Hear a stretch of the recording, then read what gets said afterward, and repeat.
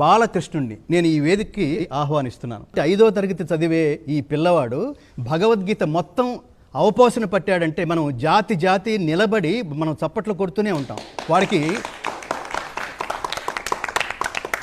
వాడిని మీరు ఏదైనా అడగండి. ఈ పిల్ల ఇంకోటి ఏంటంటే చిన్నపిల్లలకి కుదురు కూడా ఉండదు. ఇప్పుడు వాడికి అర్థమైంది కదా, వాడికి కుదురు కూడా లేని వాడికి ఇంత కుదురుగా 700 శ్లోకాలు ఎలా వచ్చినాయి? మీరు చిన్న చిన్న పదం ఇవ్వండి, వాడు శ్లోకం చెప్పేస్తాడు. శరీరం యదవాప్నోతి శరీరం యదవాప్నోతి యచ్చాప్యుత్క్రామతీశ్వరః గృహీత్వైతాని సంయాతి వాయుర్గంధా నివాసయాత్. అద్భుతం రా, సూపర్ రా నువ్వు.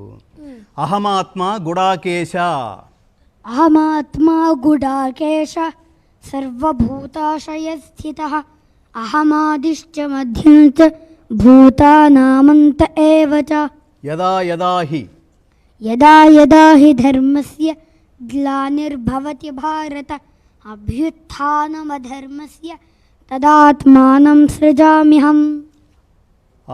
అనుద్వేగకరం వాక్యం అనుద్వేగకరం వాక్యం సత్యం ప్రియహితం చ యతి స్వాధ్యాయాభ్యసనం చైవ వాంగ్మయం తప ఉచ్యతే. మైక్ ఎత్తుకుపోకురా, దగ్గర ఇట్రా.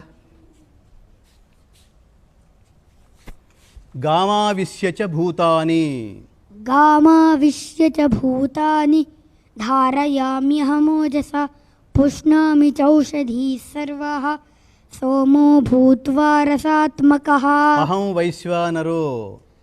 అహం వైశ్వానరో భూత్వా ప్రాణినాం దేహమాశ్రితః ప్రాణాపానసమాయుక్తః పచామ్యన్నం చతుర్విధం. బ్రహ్మార్పణం బ్రహ్మహవిః బ్రహ్మాగ్నౌ బ్రహ్మణాహుతం బ్రహ్మైవ తేన గంతవ్యం బ్రహ్మకర్మ సమాధినా.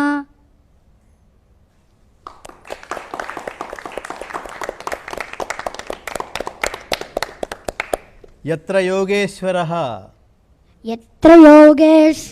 కృష్ణో యత్ర పార్థో ధనుర్ధరః తత్ర శ్రీర్విజయో భూతిః ధ్రువా నీతిర్మతిర్మమ. ఇంకో శ్లోకం చెప్పు. దేవుడు ఏమన్నాడు? సర్వస్య చాహం హృది సన్నివిష్టః మత్తస్మృతిర్జ్ఞానమపోహనం చ వేదైశ్చ సర్వైః అహమేవ వేద్యః వేదాంతకృత్ వేద విదేవ చాహం. చూసారా, వేదాంత కృద్వేద అంటాం కదా మనం. కృత్ వేద విదేవ చాహం. వాడికి వాడి పదచ్ఛేదం కూడా ఎంత అద్భుతంగా ఎలా